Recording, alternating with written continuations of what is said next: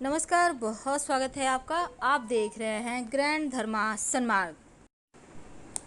दीपक प्रकाश का द्योतक है। प्रकाश यानी ज्ञान, और दीप की ज्योति हमेशा ऊपर की ओर जिस प्रकार रहती है, उसी प्रकार हम मनुष्य की वृत्ति भी सदा ऊपर ही उठे, इसीलिए दीपक जलाया जाता है। और जब आप नवरात्र में दिया जलाते हैं तब उसके महत्व बढ़ जाते हैं।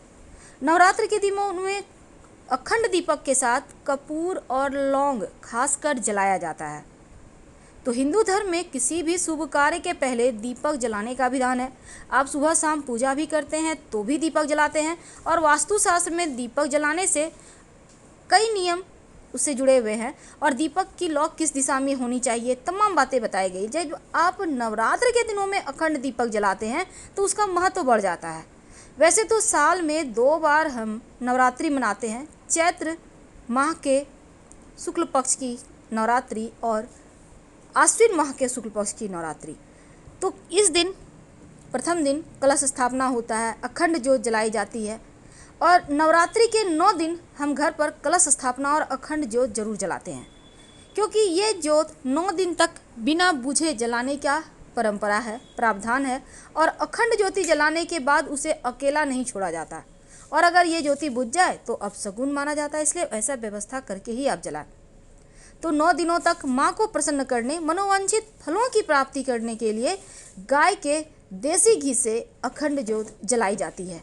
अगर घी नहीं है तो आप अन्य घी से भी माँ के सामने जला सकते हैं। मान्यता है कि नवरात्र में दीपक जलाए रखने से घर परिवार में सुख शांति बनी रहती है, सभी कार्य सिद्ध हो जाते हैं।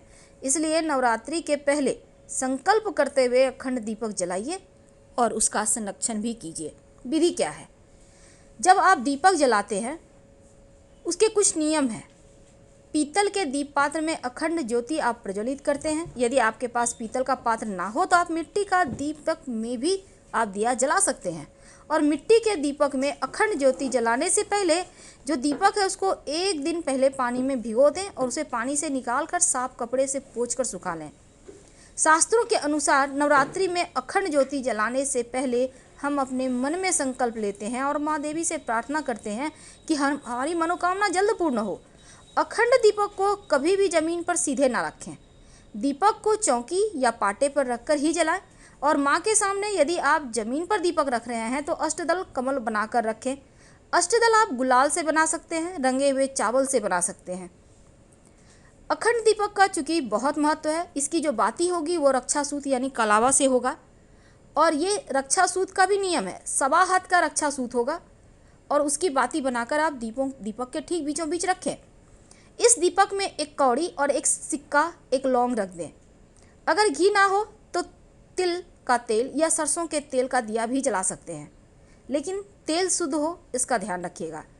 हमेशा ही माँ के दाईं ओर दीपक रखिएगा। अगर दीपक तेल का है तो बाईं तरफ रखिए।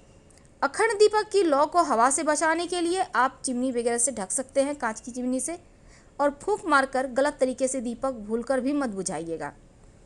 घर के पूरब उत्तर दिशा को देवी देवताओं का स्थान माना गया है, इसलिए इसी दिशा में आप ज्योति जलाइए, और ज्योति का मुख पूरब या उत्तर में हो तो उत्तम है।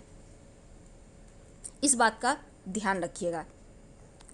दूसरी बात, मनोकामना सोच लें। जब आप दिया जलाते हैं तो मन की मनोकामना माँ को बोले, आपकी मनोकामना भी पूर्ण हो जाएगी। नवरात्र में अखंड ज्योति की जो लौ है पूरब दिशा की ओर रखें तो आयु में वृद्धि होती है। दीपक की लौ पश्चिम में रखने से दुख बढ़ता है। दीपक की लौ उत्तर में रखने से धन आता है। दीपक की लौ दक्षिण में रखने से हानि होती है। इसलिए भूल कर भी पश्चिम दक्षिण में लौ की मुंह ना रखें। अब दीपक की लौ सुनहरी जलनी चाहिए। आपके जीवन में धन धान्य की वर्षा होगी, आपका व्यापार में तरक्की होगी, और बार बार बाती नहीं बदलनी चाहिए। जो बाती आपने लगा दिया वही जलेगा। मिट्टी के दीपक में अखंड ज्योति जलाने से आर्थिक समृद्धि आती है, चारों दिशाओं में कीर्ति बढ़ता है, और दीपक जलाए रखने से घर परिवार में शांति के साथ पितृदेव भी आशीर्वाद बरसाते हैं। जो विद्यार्थी हैं, आपके घर में बच्चे हैं, पढ़ाई लिखाई करते हैं, उनके जीवन में सफलता के लिए घी का दिया आप जलाएं। अगर घर में बहुत वास्तु दोष है तब तिल का तेल का दिया जलाएं। शनिदेव अगर आपसे रुष्ट हैं तो तेल का ही आप दिया जलाइएगा, आपके लिए उत्तम रहेगा। प्रथम दिन माँ शैलपुत्री को गाय के घी का भोग लगाइए। दूसरे दिन माँ ब्रह्मचारिणी, इनको आप शक्कर का भोग लगाइए। और तीसरे दिन नव दुर्गा का रूप है चंद्रघंटा, माँ को आप सफ़ेद मिठाई या दूध का भोग लगाएं। चौथे दिन माँ को मालपुए का भोग लगाएं और पाँचवें दिन माँ स्कंद माता को केले का भोग लगाएं। छठे दिन माँ को आप शहद का भोग लगाएं और सातवें दिन माँ को गुड़ का भोग लगाइए।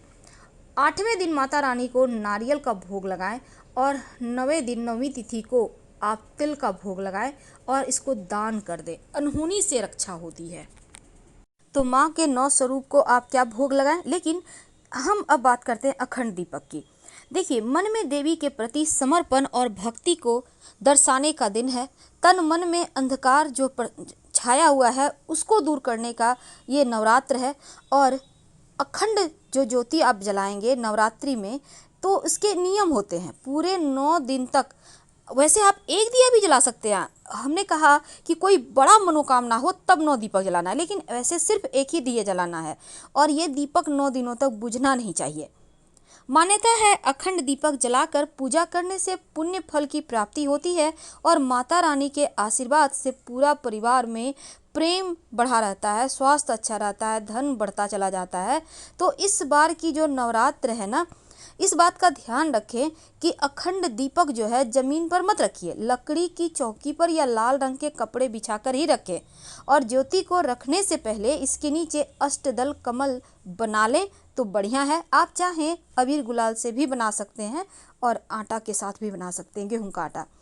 अखंड ज्योति को गंदे हाथों से तो भूल कर भी ना छुएं और अखंड ज्योति को कभी अकेले या पीठ दिखाकर मत जाइए।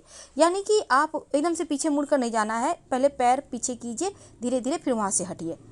अखंड ज्योति जलाने के लिए हमेशा ही शुद्ध घी का ही प्रयोग करें। आप चाहें तो तिल का तेल या सरसों का तेल भी प्रयोग कर सकते हैं। लेकिन जब आप अखंड ज्योति की देखभाल आपको लगता है आप घर में नहीं कर सकते हैं, तो आप किसी मंदिर में जो अखंड ज्योति जलती है ना, वहाँ पर जलाने के लिए घी का दान कर दें, तो उससे भी आपको उतना ही फल मिलेगा। अब अखंड ज्योति के लिए आप रुई की जगह लाल कलाबे का प्रयोग करें तो बढ़िया है। कलाबा थोड़ा लंबा लीजिएगा ताकि 9 दिनों तक बिना बुझे दिया जलता रहे।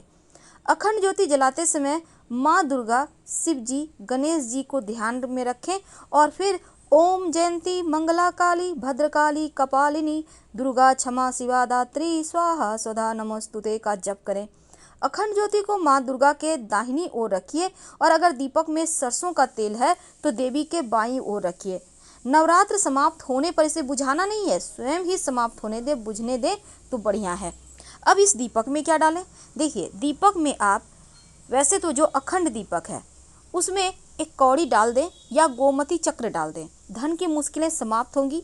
और अगर आप चाहें तो लौंग भी डाल सकते हैं, शत्रु विरोधी शांत रहेंगे। ये तो अखंड दीपक है जिसको आपको हिलाना भी नहीं है, जो जैसे रख दिया आपने पहले दिन वैसे ही रह जाएगा। लेकिन अब आप जब रोज़ की पूजा में दिया जलाएंगे, सुबह शाम जब आप आरती कीजिएगा, तब आप एक कोई भी वैसे धातु का भी आप ले सकते हैं या फिर मिट्टी का भी आप दीपक ले सकते हैं। अब इस दीपक में लाल धागे की बाती लीजिए और उसमें 2 लौंग डालकर आप माता रानी की आरती कीजिए। अगर शनिदेव आपके, जैसे कि शनि की 7.5 ढैया चल रही है, कुंडली में गड़बड़ है, अशुभ प्रभाव दे रहे हैं, तो कुप्रभाव से बचने के लिए तिल के तेल का दिया जलाइए तो आपके लिए अच्छा रहेगा।